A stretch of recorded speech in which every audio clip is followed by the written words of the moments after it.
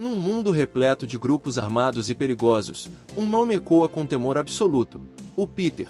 No entanto, a surpresa é ainda maior quando se descobre que esse temido assassino é, na verdade, um homem idoso com mais de 60 anos. Ele é o nosso protagonista, mas em outro lugar, um mero figurante espalha a história de que o Peter já teria morrido há muito tempo. Contudo, agora, milhares de assassinos estão em sua busca incansável.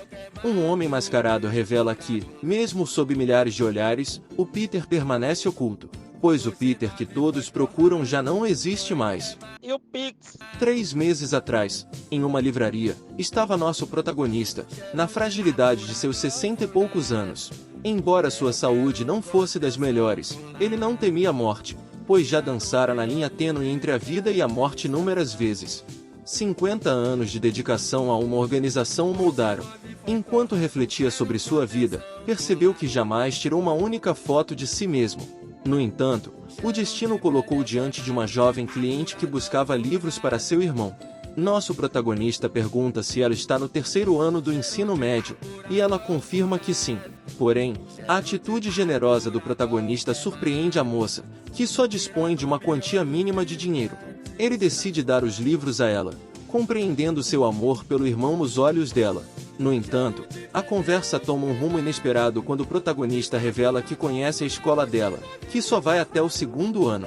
Ele também percebe o cheiro de sangue em sua faca, apesar do perfume usado para disfarçá-lo, e a aconselha a pegar os livros e ir embora, caso contrário ela irá morrer. Ela então parte para o ataque, já que ela não tinha mais escolha. Mas ela para de repente, e começa a se perguntar o porquê ela está sentindo que é ela que vai morrer ali. Então o prota manda ela pegar os livros e ir, e pergunta se ela é do orfanato Glory, assim como ele. Ainda diz que, em sua organização, se nosso serviço voluntário falhar, o plano B entra em ação. A situação se intensifica quando 2 mercenários invadem a livraria. O protagonista avança para proteger a moça e leva um tiro em seu abdômen. Mas mesmo ferido, ele tenta eliminar os invasores, mas a moça foi mantida refém, e por conta da idade, seu corpo não o obedece rapidamente, que faz ser atingido pelos invasores. Um homem chamado Octopus aparece, dizendo que aparentemente o lendário Peter não é nada quando se trata de uma doença. E revela que o chefe está furioso com o protagonista, e uma recompensa de 7,6 bilhões de won está sobre sua cabeça. O prota diz que essa é a mesma quantia que tem em sua conta bancária. Ele então diz que agora esse dinheiro vai para as mãos de outra pessoa. Então ele pede para que o prota morra pelas suas mãos. Então o prota começa a receber vários golpes seguidos até ser arremessado para longe. Os criminosos se perguntam se ele foi nocauteado. Então ele vai verificar. O confronto se desenrola, com o protagonista usando uma granada de luz para atordoar seus agressores e escapar. No entanto, o chefe ordena que o persigam, e que ele não vai tão longe já que ele está ferido. Ferido e desesperançado em um parquinho, o protagonista reflete sobre como sua vida se resumiu à organização, enquanto outros viviam vidas normais, aprendendo a usar redes sociais e formando famílias. Sua jornada sombria e misteriosa continuava. Enquanto os outros aprendiam a usar redes sociais, ele aprendeu a grampear e hackear. Enquanto outros começavam uma família, ele estava lutando no meio de um grupo terrorista. Tudo mudou radicalmente com a chegada de um novo chefe. Ele expressou confiança em Peter, dada a reputação lendária do assassino. Mas agora, o protagonista estava frágil e doente, e sua necessidade de ser eliminado foi ordenada. O protagonista tinha dado tudo de si para a organização, eles não deveriam fazer isso com ele. No entanto, ele foi arrastado contra sua vontade. No esconderijo de Octopus, os figurantes discutiam a perda do protagonista e os 7 bilhões que ele valia. Um deles planejava matar o velho por conta própria para enriquecer, mas um homem misterioso apareceu, vestindo roupas semelhantes às de Peter e dizendo que esta é a sua primeira foto. Por um momento, pensaram que era o próprio Peter, mas logo perceberam que não era. O homem diz que não sabia como tinha chegado àquele estado e quando acordou já estava assim. Os figurantes perguntam o que ele está resmungando, e diz que ele veio ao lugar errado. Mas o homem diz que veio porque sabe de tudo, e manda ele o levar até o Octopus. Tem parada errada aí, irmão. Um confronto rápido se desenrolou quando um dos figurantes atacou o homem misterioso, mas este demonstrou uma força inacreditável, esmagando seus dedos em um piscar de olhos. O outro figurante tentou aproveitar a oportunidade, mas também foi derrotado com facilidade. O figurante pergunta quem diabos é esse cara, mas ele não quer saber de nada, e só pega um polvo para usar como arma. O figurante avança rapidamente, mal ele sabia que estava indo em direção à sua cova. Ai, socorro! Vem afobado assim não, vem tranquilo, vem tranquilo.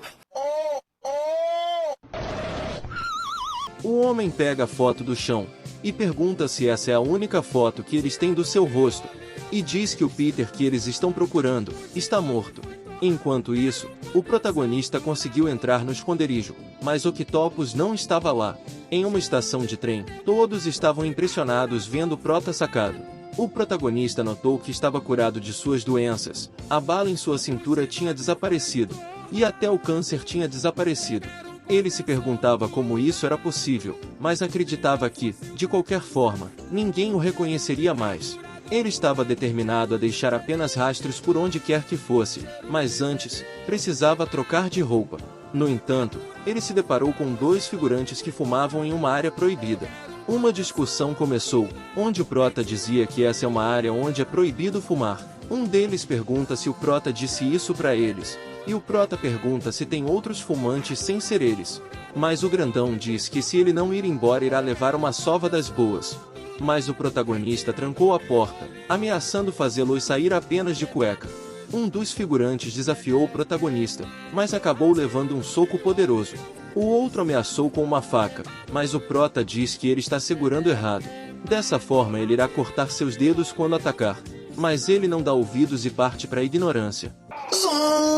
Skill! Eu não fiz nada, só apanhei aqui. Após resolver o problema, o protagonista verificou sua conta bancária e descobriu que estava sem dinheiro. No entanto, ele agora estava usando roupas novas. Ele cruzou com um rapaz que tinha ganhado uma bolsa no Clube Glory, um lugar com o qual o protagonista tinha uma história de 50 anos e que se transformou em um cartel poderoso com influência política e empresarial.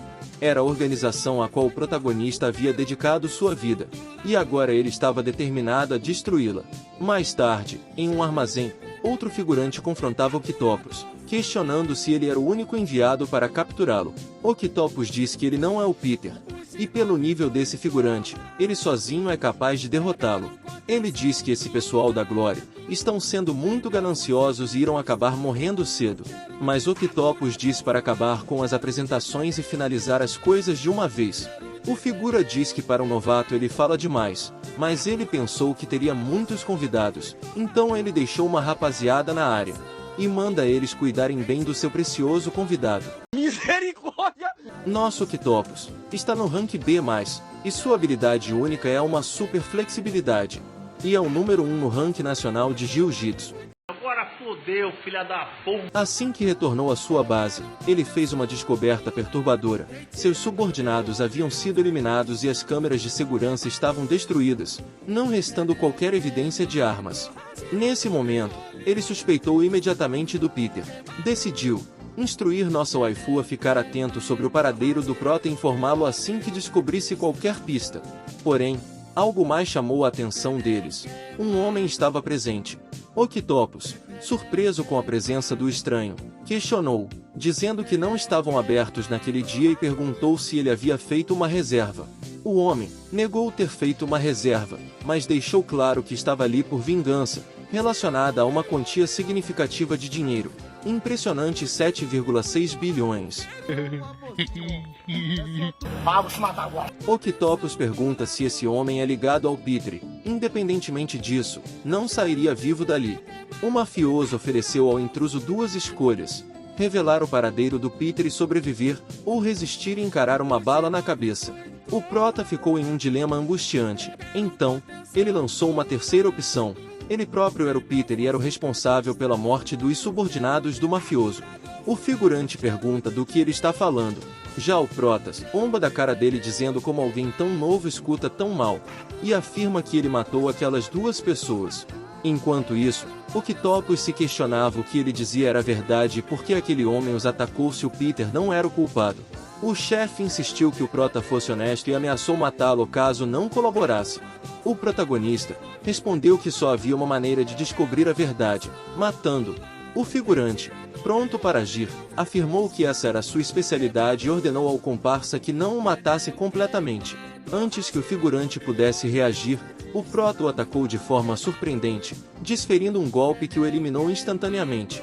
O chefe fica impressionado e diz que mesmo sendo apenas sorte, isso foi bem chamativo. Ele puxa o 38 para pipocar o Prota, mas ele usa a mesa como escudo para as balas. Ele diz que o Prota é apenas uma criança, pois isso aqui não é um filme. Ele diz que irá dar outra chance para ele falar sobre o Peter agora, e avança para eliminar o Prota, mas descobre que aquilo não era sangue, e sim molho. Ele já entra em choque ao perder o Prota de vista, e quando ele acha o Prota, ele cospe o molho que estava reservado só para ele. Então o Prota acerta uma lapada no figurante, que não conseguia enxergar de jeito nenhum. E sem dar chance para o figurante, o Prota torce o seu pescoço e cai no chão. Anos atrás, durante seu treinamento na Glory, Octopus ouviu o instrutor dizendo que um dia eles iriam enfrentar inimigos fortes, e para vencer, eles teriam que atacar quando o oponente abaixar a guarda. Assim ele criou sua habilidade única, e estava confiante que não perderia para ninguém. O miserável aproveitou um momento em que o protagonista estava de costas para usar sua incrível flexibilidade e torcer seu corpo. Mas para sua surpresa, quando ele menos esperava, o Prota estava atrás dele, e quem ele estava apertando era seu próprio subordinado. O desespero tomou conta dele, compreendendo que estava diante de alguém mais habilidoso do que os 12 apóstolos da glória. Implorou por uma chance de conversar e que ele irá dar essa gasosa para o Prota, mesmo ela não tendo muita experiência, e o Prota aceita a oferta. Mas o Prota o chama e diz que no momento em que você pensar que já venceu, sua cabeça vai voar. E ao ouvir essas palavras, apenas uma pessoa vem em sua cabeça, o lendário e impiedoso Peter. O Prota pergunta se ele lembra o que ele costumava dizer. O figurante diz que não há ninguém que conheceu o Peter e sobreviveu. Então o Prota diz que ele sabe o que irá acontecer. A vida aqui tem um final e não é feliz. Na cidade, a notícia da morte de Octopus chegou a um certo homem. Confirmaram sua morte e não encontraram evidências significativas no local do confronto. O homem diz que essa situação é irônica. Um idoso à beira da morte, baleado, ressurge após um dia e elimina 4 assassinos altamente treinados. A recompensa por sua captura foi fixada em 7,6 bilhões, classificada como uma missão de nível SSS. Todos os assassinos estão autorizados a caçar o Peter. Na cidade, diversas pessoas, incluindo Prota, se depararam com uma propaganda do Grupo Glory, que solicitava doações em prol de um senhor. Mas o Prota diz que não há necessidade de procurar por ele, porque ele mesmo irá até esses miseráveis. Entretanto, ele sabia que não poderia realizar essa missão sozinho, e apenas uma pessoa vinha à sua mente, embora a simples ideia de encontrá-lo o deixasse desconfortável. Então o Prota chega num banheiro abandonado, que tinha uma rapaziada tirando um cochilo. Ele se aproximou de uma parede coberta de bilhetes e pressionou um quadrado que revelou uma passagem secreta, deixando-o surpreso. Mas sua recepção não foi calorosa. Ele mencionou que a pessoa que a Glória estava procurando não precisava de roupas caras e utensílios luxuosos, já que era cega. Ela respondeu que tudo estava calmo, mas logo teria que lidar com alguns corpos. Baseando-se em seu aguçado olfato, pode deduzir que o Prota era um jovem, sem cheiro de álcool, com uma notável sede de sangue que não condizia com um simples ladrão. Ela perguntou se a Glória o havia enviado, enquanto mandava o Prota ter cuidado para não danificar o caro papel de parede do lugar. O Prota começou a questionar se ela realmente era cega. Toma aí na boca também, cuzão! Ela declarou que não tinha sentido a sede de sangue emanando dele naquele momento e perguntou se não era prazeroso matar uma pessoa com deficiência. No entanto, ela concluiu que alguém precisava morrer e ordena que seu cão, Mac King, o ataque. Mas que Depois de encher o caneco, a companheira do Prota fica chocada ao perceber que ele parecia mais jovem. Ela comentou que o Prota não tem mais o cheiro de um idoso e quis saber se isso era possível. Além disso, ela perguntou sobre as circunstâncias de sua morte, se havia sido por tiro, facada ou envenenamento. Pois talvez Ela perguntou se o Prota está planejando enfrentar a Glory sozinho e como pretendia fazê-lo. O Prota explicou que pretendia se infiltrar no coração do inimigo, tornando-se um assassino do Clube Glory. Ela inicialmente achou a ideia absurda, mas considerou que, devido à transformação do Prota, ele passaria despercebido. Tornar-se um assassino da Glory permitiria que ele estivesse na palma de sua mão, enquanto eles estivessem planejando capturar uma pessoa que não existia. No entanto, ela argumentou que isso é impossível, pois para se tornar um assassino, era necessário vir do orfanato Glory. E o novo Peter era apenas um forasteiro. Mas o Prota tinha um plano: ingressar na Escola da Honra Divina, que opera discretamente uma turma de assassinos. Me escolhe, eu quero dar primeiro. Não, eu quero dar, pois eu darei melhor. A Escola da Honra Divina. Por fora parece uma escola normal, mas seu propósito é criar assassinos. As gasosas na sala ficaram impressionadas com a aparência do Prota. E uma delas disse que eles precisam ir ao auditório da escola. O auditório. O Prota estava em cal com a cega mulher, que continuava a insistir que ele não poderia ingressar na turma de assassinos. No entanto, o Prota sabia que havia uma exceção, mesmo que raramente concedida. Ela já sabia a cagada que o Prota ia fazer. Ele então iniciou um plano para chamar a atenção da escola, apresentando-se como Kim Sung, um novo aluno com um forte desejo de lutar, e seu talento também é lutar, e que o seu sonho é ser um assassino. Você é maluco? Não é assim não! A isca foi lançada, e o primeiro a reagir foi um figurante que o chamou e mencionou algo sobre seduzir Teijin. A carinha dele! Ele se chama Jang, só tinha olhos para uma mulher, Eijin, sua namorada e a mais deslumbrante da escola. No entanto, hoje, Eijin havia sido conquistada pelo protagonista. Jang, cheio de desejo de vingança, partiu para cima do protagonista. Jang, o homem que havia dominado um distrito inteiro apenas com seus punhos. Pela primeira vez, ele havia sentido que é a morte. Mas chega o professor com um cartão vermelho para parar com a pancadaria. Moleque do caralho, filho de uma puta. Seu moleque, filho de uma puta. Vaga. Porém, havia duas pessoas observando o protagonista de longe. E ele pergunta se deveriam investigar algo sobre ele. O outro afirmou que sim, sugerindo até mesmo a possibilidade de matá-lo. Enquanto o protagonista era repreendido pelo professor, nossa waifu ficou extremamente nervosa ao vê-lo na escola. Ela se perguntou se ele estava ali para fazer uma limpa na escola. Algum tempo depois, estava nossa gasosa, que seu nome é Yunbiu, quando chega o Prota sentando do seu lado. Ela logo pergunta por que ele está aqui. Ele responde que estavam o seguindo. Então veio para cá, e pergunta a ela por que ela está aqui. E ela diz que não estava com fome, então veio sentar ali. É mesmo, é? É verdade. Então ela se lembra quando estava com o Octopus. O Prota pergunta se ela quer viver, então é só ela dizer que foi esse cara quem matou eles. Yun concordou, afirmando que havia cumprido sua promessa. O protagonista explicou que ela devia a ele o fato de estar comendo naquele dia, pois a havia salvado. Yun insistiu que o protagonista estava desinformado sobre aquela escola e quão assustadora ela podia ser. Ela argumentou que ele não conhecia sua verdadeira identidade. No entanto, o protagonista lhe disse que ela poderia ajudá-lo e revelou seu verdadeiro nome, Lee Yuna. Ela ficou impressionada com o fato de ele saber seu nome real. No dia seguinte, Jonathan, conhecido como Usain Bolt da Escola Divina por seu recorde nos 400 metros rasos, estava aceitando sua aposentadoria devido ao novo estudante transferido, que havia causado estragos em sua reputação. Enquanto algumas garotas bajulavam o protagonista, Jonathan era consolado por um amigo enquanto uma figura misteriosa observava o protagonista. Mais tarde, durante a aula de gastronomia, a professora disse que ele provavelmente nunca havia manuseado uma faca antes. O protagonista se preparou, apesar de sentir que estava sendo pressionado. Tá brincando comigo? Em outro lugar, um professor enfrentava alunos delinquentes que se recusavam a limpar a bagunça que haviam feito. Os alunos estavam oprimindo o professor, insinuando que ele poderia perder sua licença por abuso emocional. No entanto, o professor não se intimidou e ameaçou suspender os alunos por desobedecerem às suas ordens. Em seguida, o protagonista apareceu, e os alunos tentaram intimidá-lo. O protagonista não se agradou com a violência contra o professor, mas o figura manda ele calar a boca e meter o pé. Porém o Prota pergunta o que acontece se ele não quiser. Toma aí esse burro na cabeça pra desconcertar. Esquivo!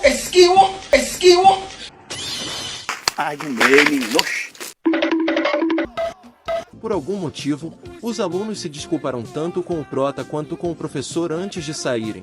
O protagonista então perguntou ao professor se ele estava bem. O prota para a gravação dos figurantes, e o professor pergunta se o prota era assim quando era um estudante. E como ele já esperava, seus olhos para a pessoa continuam afiados. O prota pergunta sobre o que ele está falando, e o professor diz que o prota não é um rapaz comum, pois não derramou uma única gota do copo de café enquanto lutava. Ele pergunta onde o prota aprendeu isso, ou melhor, por que ele aprendeu isso.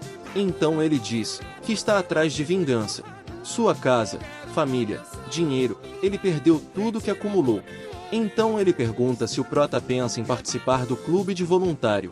E finalmente, o momento dele chegar até o prota, finalmente chegou, Professor Liu Agil, ou melhor, instrutor de assassinos da glória. Ele diz que a escola divina tem um clube de voluntários, que aprendem o modo de vida de um assassino, e o prota é um raro estudante transferido. E diz que não será fácil, e dá as boas-vindas ao clube de assassinos. Tira que eu vou cagar, tira! Tira que eu vou cagar! É que hoje vai ter festinha aqui dentro do meu barraco. Vou te arrastar pro beco, vai ser sequência de vapo.